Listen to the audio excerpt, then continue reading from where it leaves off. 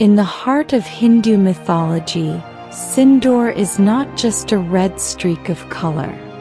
It is a statement, a declaration, a symbol of divine power, of eternal protection, of fierce devotion.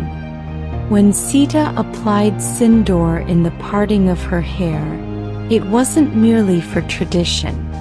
It was for the long life of Lord Rama. And when Hanuman witnessed this, he was so moved that he covered his entire body in Sindoor, believing that if a pinch could ensure Rama's safety, then bathing in it could safeguard his lord from all harm. This act was not just symbolic. It was spiritual warfare, an offering, an armor, a prayer turned into action. And today in 2025, India has invoked the spirit of that very symbolism. Not in temples but in the skies above enemy lines. In the language of missiles, satellites, and sovereign retaliation. This isn't mythology anymore. This is Operation Sindoor. In response to the horrifying terrorist attack on Hindu pilgrims in Pahalgam, an act of cowardice that left 26 innocent lives lost and dozens wounded, India answered not with words but with purpose.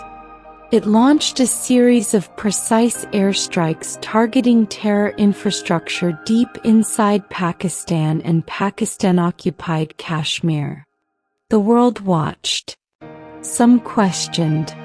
But the message was clear.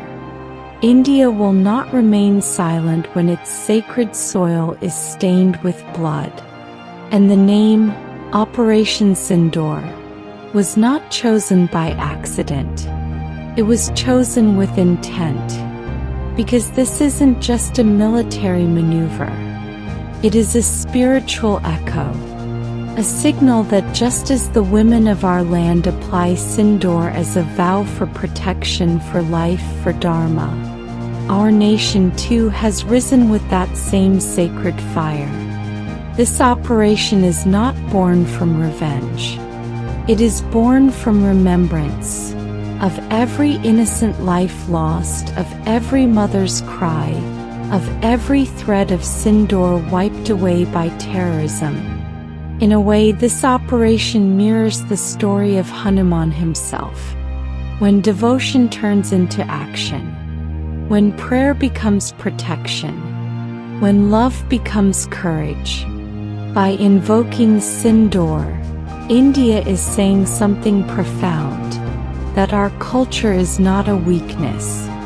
It is our strength, that our symbols are not just rituals, they are shields.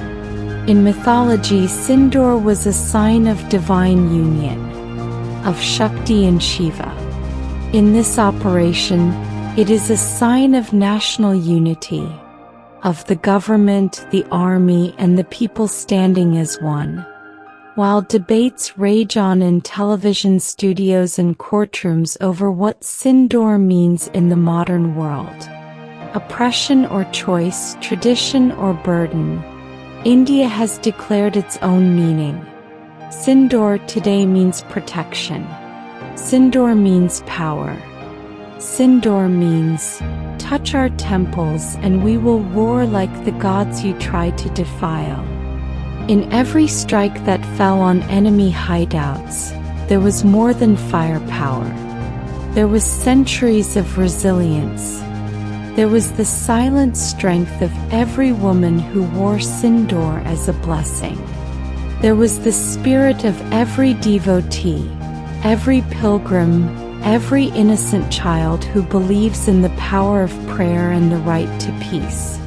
This is not just geopolitics. This is dharma in motion. So the next time you see that thin red line on a woman's forehead, remember this. It is not weakness. It is not submission. It is a vow, a shield, a silent chant that echoes through generations.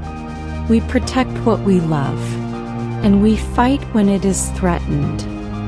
This is Operation Sindoor. This is mythology awakened.